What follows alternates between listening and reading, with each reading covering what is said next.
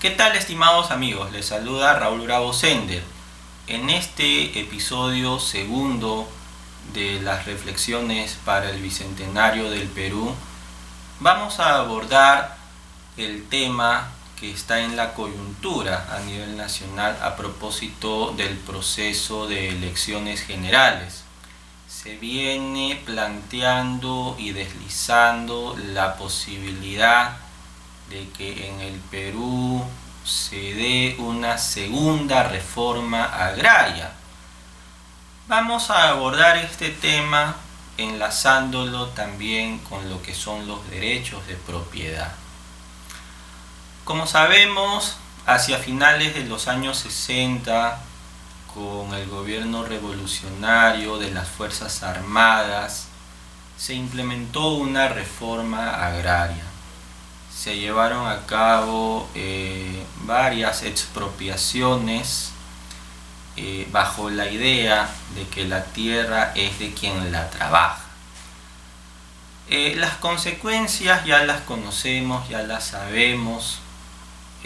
La tierra se depreció, se estableció el trabajo comunal de las cooperativas con pésimas gestiones que fueron a pérdidas. Se estableció el minifundio en reemplazo del latifundio y el Estado se endeudó hasta el día de hoy porque es una deuda impaga entre muchas familias que perdieron sus propiedades debido a las expropiaciones que precisamente implementó el gobierno revolucionario.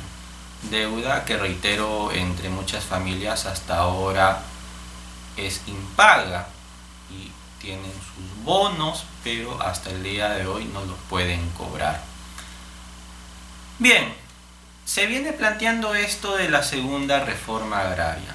Hacia finales del año pasado sabemos que en el Perú se dio un paro agrario. Evidentemente todos queremos mejorías en las condiciones laborales, en los salarios de los trabajadores del campo, pero debemos reconocer que en los últimos 20 años el sector agroexportador ha permitido que muchas familias mejoren sus condiciones y calidad de vida. El sector agroexportador ha generado gran empleabilidad. Una de esas regiones es la región Ica, que se ha visto precisamente favorecida por este sector, que ha generado empleo entre muchos iqueños. Ahora, los salarios no dependen, como equivocadamente se cree, de la cantidad de trabajo que desplieguen los trabajadores en el campo, porque en este paro agrario hemos escuchado muy indignadamente, y uno puede entender, claro que sí, a los trabajadores del campo, de que trabajan más de 8 horas, en condiciones pésimas. Bueno, esos casos aislados tendrán pues que denunciarse y las autoridades laborales de trabajo tendrán que sancionar. Pero los salarios no dependen propiamente de las horas de trabajo que desplieguen los trabajadores del campo, depende de los precios internacionales.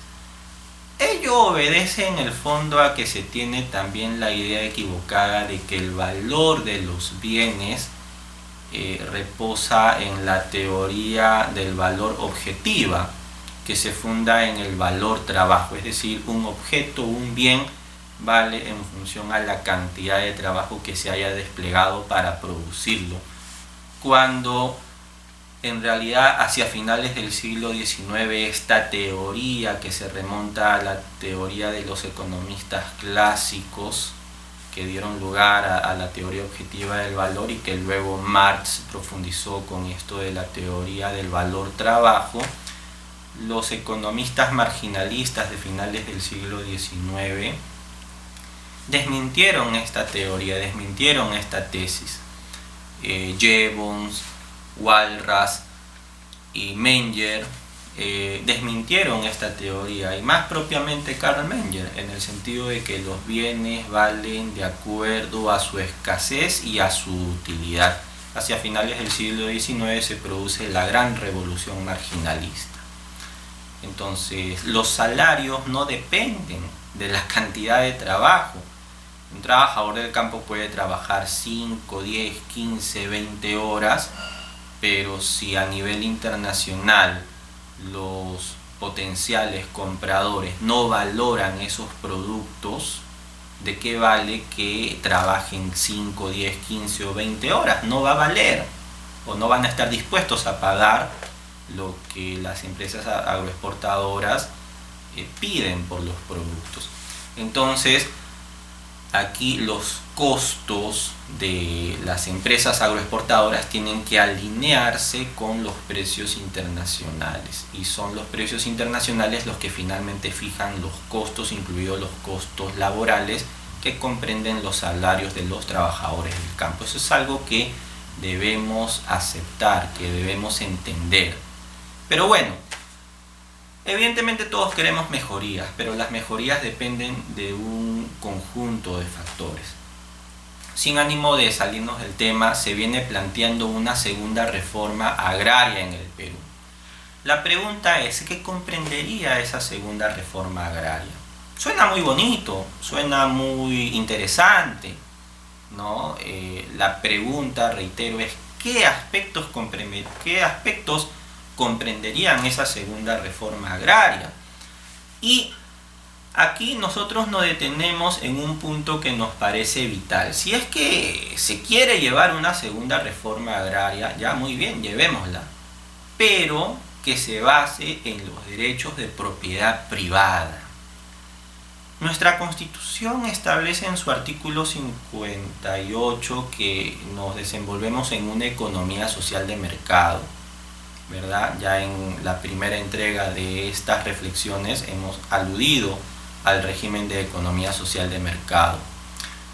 Y según el artículo 66 de la Constitución, los recursos naturales constituyen patrimonio de la nación, y el Estado los puede otorgar bajo el régimen de concesiones a los particulares que deseen explotarlos. Nosotros nos inclinamos por un régimen de propiedad privada, un régimen bajo el cual, al ser las personas propietarias, valoran el bien, lo ponen en valor y pueden realizar el cálculo económico para invertir y emprender proyectos. Porque lo que es de todos es de nadie, nadie lo valora. Entonces, una reforma agraria en el sentido de que priorice los derechos de propiedad privada. La tierra tiene que ponerse en valor, pero ello implica establecer propietarios, que las personas tengan la seguridad de que aquella porción de tierra que están ocupando es de su propiedad.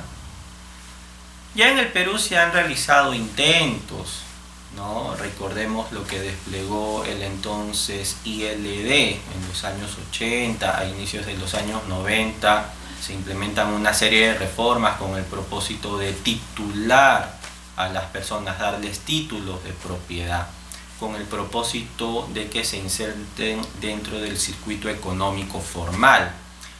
Pero no basta con ello, debemos internalizar los valores del mercado, vale decir la competencia, el ahorro, la inversión.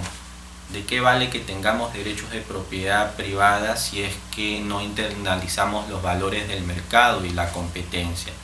Son dos instrumentos fundamentales para que una economía crezca, se desarrolle, genere empleo y se combata la pobreza: los derechos de propiedad privada y los contratos. Porque al saber que esto nos pertenece, realizamos el cálculo económico y el emprendimiento para aventurarnos en un proyecto económico, y el producto de nuestro trabajo, nuestra producción, la intercambiamos a través de esa red de contratos que se celebran en el mercado, y la riqueza se genera da lugar a puestos de trabajo, se combate la pobreza y se logra el desarrollo. Entonces, desde esta tribuna queremos reflexionar en el sentido de que lo que debemos profundizar en el Perú son estas dos instituciones. Se viene hablando ya en este contexto de las elecciones de una nueva constitución. Nosotros apostamos por un régimen en el cual se garanticen los derechos de propiedad privada y los contratos. Estos dos instrumentos jurídicos permiten el crecimiento económico, la generación de empleo y el combate a la pobreza y, consecuentemente, la generación del desarrollo. No vemos otra salida, no vemos otra estrategia para lograr dichos propósitos. Y la experiencia nos ha demostrado que más bien implementar políticas contrarias a esto produce efectos contraproducentes, adversos a lo que nos proponemos.